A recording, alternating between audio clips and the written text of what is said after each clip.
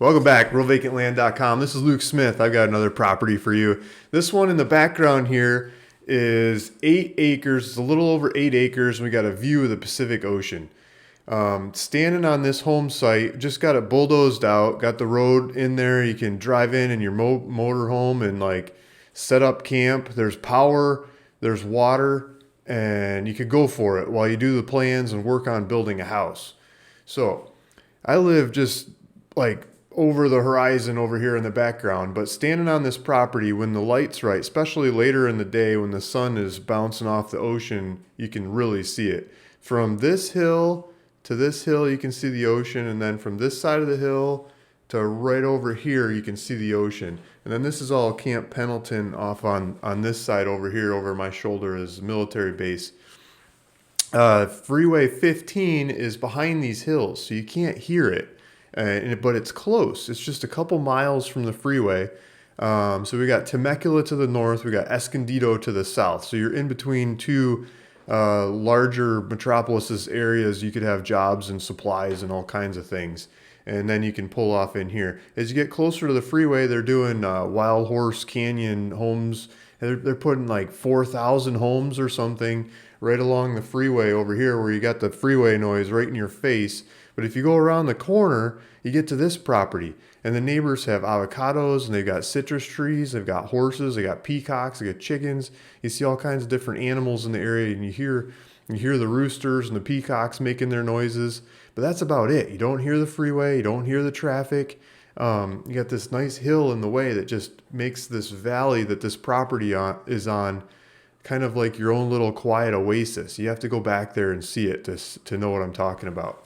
Okay, so let's jump into the website. Let's take a look at this thing. I'm proud of the bulldozer work the guys did on this property. It allows you to drive right back in there. When we got our hands on this thing, it was Indiana Jones style access.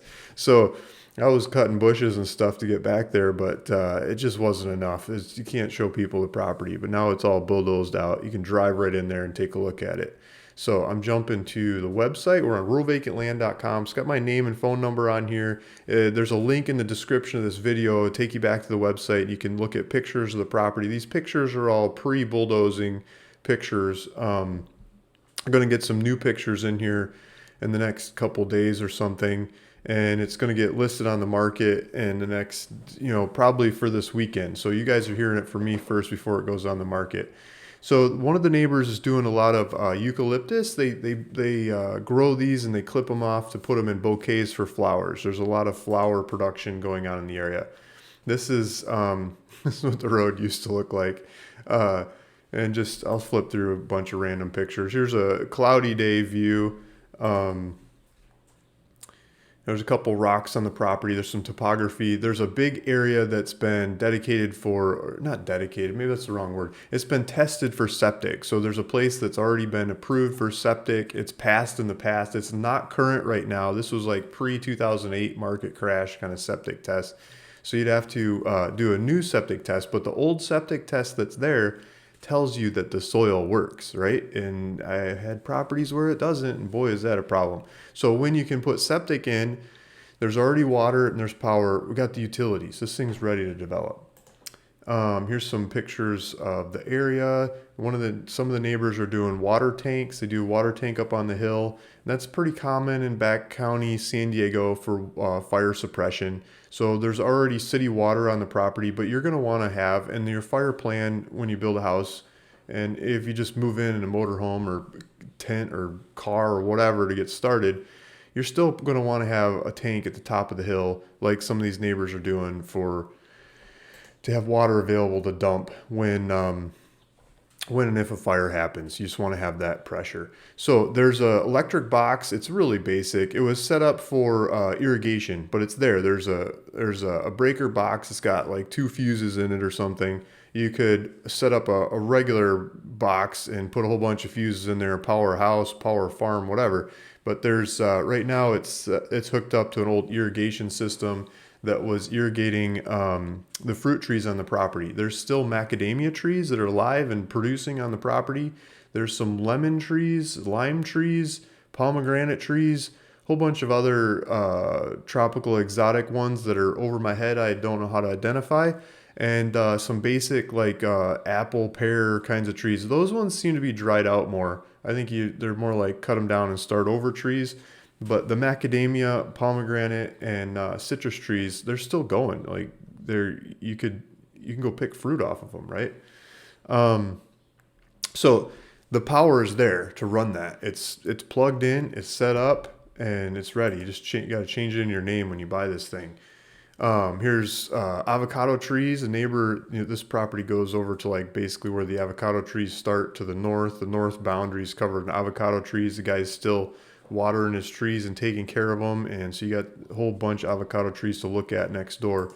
Here's a turnoff to the property. There's a fire hydrant off of Rice Canyon Road. So this is called Rice Canyon Road. I'll show you some maps, and this is a picture of the turnoff. This is in the past view of the turnoff. This has been bulldozed and cleaned up and the junk removed and stuff. But this is, yeah, I'm going to change these pictures out. So the water that's on the property is 1.5 inch meter, and this meter is on the property. And since I took a picture of this, the city came through and they updated the meters. And so they put new plumbing in to hook up to these as well. So when you go take a tour of the property, you'll see the new setups. But it's still 1.5 inch. 1.5 inches is bigger than you need for a house. It's nice when you have an 8-acre property and you want to water your plants and stuff. This is what you get. So in my understanding, and this is in this area, if you plant, I think it's 1 acre, but it might be 2 acres. You got 8 acres, so go plant a whole bunch of it. Plant grapes or something. But if you plant some of that property, which I believe is 1 or 2 acres, I don't know the exact number in this area. You start getting agricultural water rates instead of residential water rates. And so it's nice to have the bigger meter to do that, to water your whatever you're growing there, your alpacas or whatever you want to do, right? So commit some of that land to agricultural, and you get the agricultural rates. You get an agricultural kind of hookup. So here's some more views. I think we've gone in a circle. Well, here's an older view of coming into the property. I've got a couple different layers of pictures. Oh, the neighbor put in a pond. So the driveway goes up between some neighbor properties. There's an easement that winds up between some hills. And when you get to the top of that hill, you're driving by the neighbor's pond, and there's like frogs and lily pads and stuff. I mean, my son would go crazy for that kind of playground, even though it's on the neighbor's property. It's not on our property, but you're driving by it and you get to see it when you go by. And then when you get to the top of the hill, there's this shed. There's this red kind of shed building that's on this property. It's included. It's it looks like an old owl nest or something. There's a bunch of old plumbing in there, and don't buy the property to move into that on day one, please. I mean, I guess you could if you got creative, but I mean, the utilities are there, but you'd have to do a lot of work to fancy that thing up. Here's some more views of the area, and this is a bad picture. I'm going to remove that. Okay, so I'm going to cut some of these pictures out of here. So here's the shape of the property. Here's where the house pad has been bulldozed out. Here's an old trail where the road used to be. This is all bulldozed out as of a day or two ago that you can get down to the road. So the road, Rice Canyon's down here, and then it comes up to the property and then up and through. Okay, I'm going to cull some of these pictures. But to see these pictures and diagrams of what's left after I clip a couple and I add a bunch of fresh ones, hit the link in the description below. It'll take you back to my website and you can look at those. Here's an older video I made about the property. We've got a map that's interactive map on the website you can go play with. This is, again, follow the link in the description to get back to the website. You can see there's one house here that is under construction. One of the neighboring houses is under construction right here.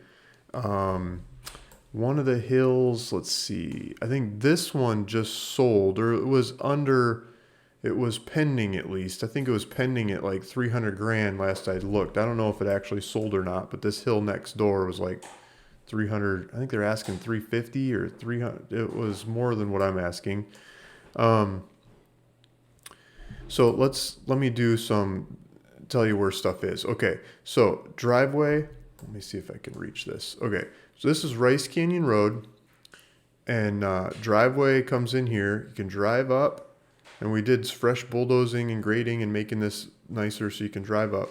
And then as you drive up that, you get to the property. So the property starts, there's markers at the bottom. There's some fences that go to the neighbors that go the different directions. There's a major power line. So once you pass that power line, you start getting into the property, the bigger power lines on the neighbor's property.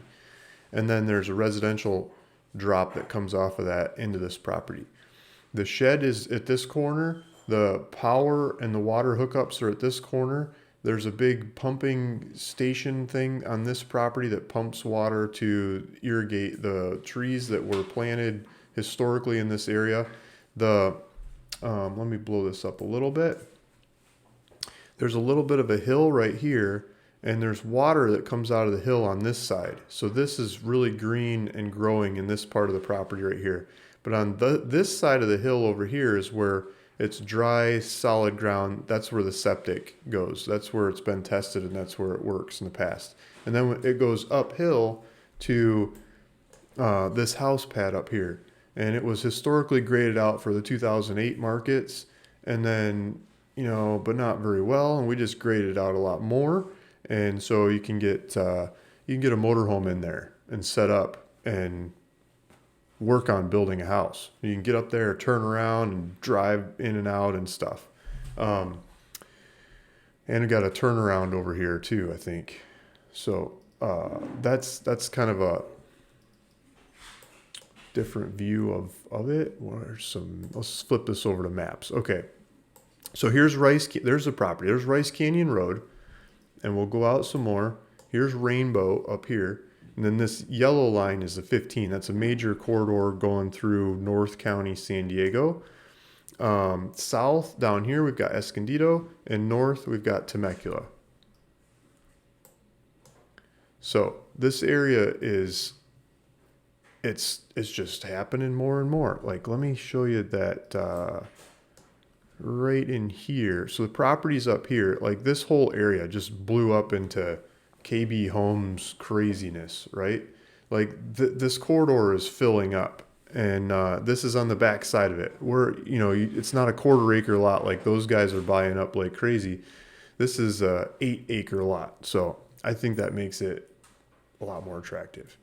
Okay, so I'm back to the website. There's some more maps of it, a little bit of description. You can look at comps. I got little links. You can go look at what everyone else is trying to sell their properties for. I'm asking $264,000, basically $265,000 if you round off the change. Got all kinds of information, GPS coordinates and stuff. So here it is on the website.